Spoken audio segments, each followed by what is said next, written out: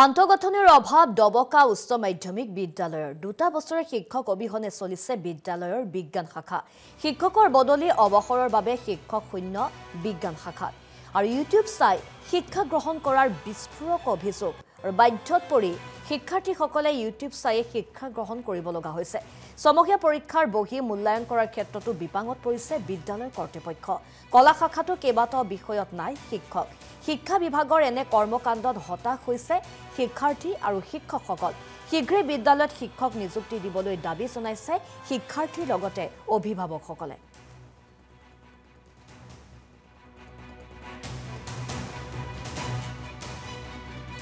ল'ৰা-ছোৱালী অভিযোগ কৰিছে আপোনালোকে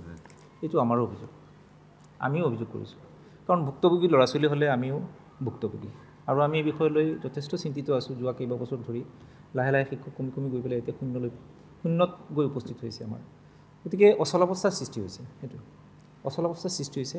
ছায়েন্স ডিপাৰ্টমেণ্টটো আমাৰ আগতে ল'ৰা-ছোৱালী বহুত ঢেৰ আহিছিল যোৱাবাৰ মাত্ৰ 4-5জন হৈছে কাৰণ এইটো হ'ল মানে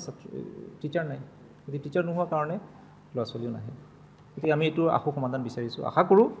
যিটো এতিয়াই যিটো এপইণ্টমেণ্ট দিয়াৰ যিটো পৰিকল্পনা হৈছে তাত আমি গোটেইকেইজন শিক্ষক পাম তেতিয়াহে আমাৰ মানে সমস্যা সমাধান হ'ব স্যাৰ সায়েন্স সিস্টেমত কিমান দিনৰ পৰা শিক্ষক নাই আজি সায়েন্সটো খুব স্লোলি হৈছে একেদিনাই হোৱা নাই আজি কেইবা বছৰ ধৰি 3-4 বছৰ ধৰি টিচাৰ ট্ৰেন্সফাৰ হৈছে তাৰপিছত ৰিটায়াৰ হৈছে এনেকৈ কৰি আমাৰ সায়েন্স ডিপাৰ্টমেণ্টটো শূন্যত পৰিণত হৈছে সায়েন্স ডিপাৰ্টমেণ্টত আপোনাৰ কেইজন শিক্ষক আছে এতিয়া শূন্য বুলি ধৰিব পাৰি কাৰণ যিজন মেথমেটিক্সৰ এজনেই আছে তেওঁ বৰপেটাৰ তেওঁ কিন্তু 90% ডিজেবল আৰু এইটো মই ডিপাৰ্টমেণ্টকো জনাইছোঁ তেওঁ স্কুলত আহে ক্লাছ কৰিব নোৱাৰে ক্লাছ কৰিব নোৱাৰে স্যাৰ কেইগৰাকীমান ছাত্ৰ ছাত্ৰীয়ে কৈছে যে কলা শাখাটো স্যাৰ এডুকেশ্যন আৰু ইংলিছৰ টিচাৰ এডুকেশ্যন টিচাৰজন এইবাৰ ফেব্ৰুৱাৰী মাহত ৰিটায়াৰ হৈছে তেওঁ জানুৱাৰী ফেব্ৰুৱাৰী মাহত ৰিটায়াৰ হৈছে আৰু ইংলিছৰ পোষ্টকেইটা খালী পৰি আছে 3-4 বছৰ হ'ল লজিক খালী পৰি আছে বহুত বছৰ হ'ল 10 বছৰমান হ'ল আৰু এছামিজ এজন আছে এজনটো এটাটো প্ৰায় 15 বছৰ ধৰি খালী পৰি আছে যিটো এডভান্স এছামিজ বুলি কয় হিষ্ট্ৰীও ট্ৰান্সফাৰ হৈ গ'ল তেনেকৈ ট্ৰান্সফাৰ হৈছে আৰু বুটানী ধৰি লওক জুলজি ছাবজেক্ট টিচাৰ আজিৰ পৰা 1.5 মাহমান আগতে ট্ৰান্সফাৰ হৈ গ'ল মহিলা আছিল তেওঁ মাত্ৰ 3 বছৰতকৈও কম হৈছিল তেওঁ ইয়াত আগতে ফিজিক্সৰ ছাবজেক্ট টিচাৰ দিছিল তেওঁ শোণিতপুৰৰ এগৰাকী মহিলা আছিল তেওঁ 1.5 বছৰ যাওঁতে ৰিটায়াৰ লৈ মানে ইয়াৰ পৰা ট্ৰান্সফাৰ লৈ গুচি গ'ল এনেকৈ কৰি শেষ হৈছে আৰু শূন্য হৈছে ছাত্ৰ-ছাত্ৰীয়ে কৈছে তেওঁলোকে ইউটিউব চাই বোলে উপায় নাই তেওঁলোককো আমি কৈছোঁ অনলাইন ক্লাছ কৰা মাত্ৰ 3 মাহ ক্লাছ কৰাইছিলোঁ এটা বেলেগ ব্যৱস্থাৰে কিন্তু এতিয়াতো আৰু নাই আমি আশা পালি আছিলোঁ যে অক্টোবৰ মাহত হ'ব শিক্ষকৰ আৰু আশা কৰিছোঁ এই মাহতে ডিচেম্বৰৰ পৰা পাম বুলি এটা আশা পালি আছোঁ বাকীটো আৰু পৰীক্ষাই আহি গ'ল এই অৱস্থাত ল'ৰা-ছোৱালীয়ে প্ৰেক্টিকেলো কৰিব লাগিব ছেকেণ্ড ইয়াৰ ল'ৰা-ছোৱালীখিনি ক্লাছেই হোৱা নাই গতিকে মই বৰ চিন্তিত হৈ আছোঁ ক'বলৈ গ'লে আৰু উপায় নাই সমূহীয়া পৰীক্ষা চলি আছে এতিয়া সমূহীয়া পৰীক্ষাৰ বহীখনো কোনে চাব এইটো এটা সমস্যা হৈছে কুৱেশ্যন পেপাৰ পাই গৈছোঁ আমি ডিষ্ট্ৰিক্টৰ পৰা কিন্তু বহীখনো কোনে চাব এইটো এটা সমস্যাৰ সৃষ্টি হৈছে এনেকৈ এটা ভয়ানক পৰিস্থিতি হৈছে আৰু গৈ পেলাই এইটো মই সম্পূৰ্ণ সহমৰ্মিতা প্ৰকাশ কৰিছোঁ আৰু অকল যে আজিয়েই নহয় তেওঁলোকৰ লগত মই বহি আলোচনা কৰোঁ মই যিমান পাৰোঁ এনকাৰেজ কৰি আছোঁ তেওঁলোকক যে তোমালোকে নিজে পঢ়াচোন অকণমান কিন্তু ল'ৰা-ছোৱালীৰ মনটো সিহঁতে আহে স্কুলত কিন্তু এতিয়া আহিবই দিয়া নাই মই কেইদিন আহি পেলাই আড্ডা মাৰি হেৰি কৰে ক্লাছ নহয় মাত্ৰ ইংলিছ আৰু এছামিজৰ ক্লাছ ইংলিছতো নাই মই কৰোঁ মই নিজে 3টা ক্লাছ কৰোঁ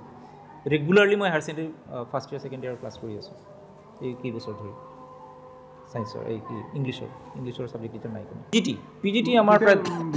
10জন পিজিটি 10জন আৰু এছিষ্টেণ্ট টিচাৰ 5জনমান আছে 15জন অভাৱ 15জন শিক্ষক কম আছে টিচাৰ নাই কিমান দিনৰ পৰা টিচাৰটো হৈছে বহুত দিনৰ পৰা নাই আমি আহি পাইছোঁ টিচাৰ নাই আজি পৰীক্ষা আছে হৈছে আজি পৰীক্ষা আছে সায়েন্সত পঢ়ি থকা ষ্টুডেণ্ট ডবকা হাই ছেকেণ্ডেৰীত পঢ়োঁ আমাৰ স্কুলত টিচাৰ নাই সায়েন্সৰ এটা টিচাৰো নাই আমি বহুত কষ্টকৈ পঢ়ি আছোঁ আজি আমাৰ হাফ ইয়াৰলি এক্সাম গৈছে মাজত আমি ভালুকমৰীলৈকে গৈছোঁ তাত গৈ 2-3 দিনমান ক্লাছ কৰিছোঁ তাত গ'লে অসুবিধা হয় বহুত দূৰ হৈ যায় আৰু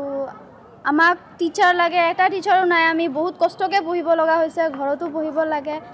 স্কুলত অহা বন্ধ একদম পূৰা আহি এটেণ্ডেঞ্চ দিওঁ আৰু যাওঁ ঘৰতো ছমাহ গুচি গ'ল একটা ক্লাছো হোৱা নাই আমাৰ কিমানজন ছাত্ৰ আছে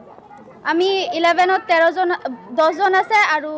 12ত 18জন আছে মামাক এটা কথাই আহ্বান জনাইছোঁ যে আমাক টিচাৰ দিয়ে আৰু শিক্ষামন্ত্ৰী ডাঙৰীয়াকো জনাইছোঁ যে আমাক টিচাৰ লাগে, নহ'লে আমাৰ ভৱিষ্যত অন্ধকাৰলৈ যাব। আৰু বহুত কষ্ট হয় আমাৰ, ইমান কষ্টকৈ আহি স্কুলত পঢ়িব নোৱাৰিলে কেনেকৈ হ'ব।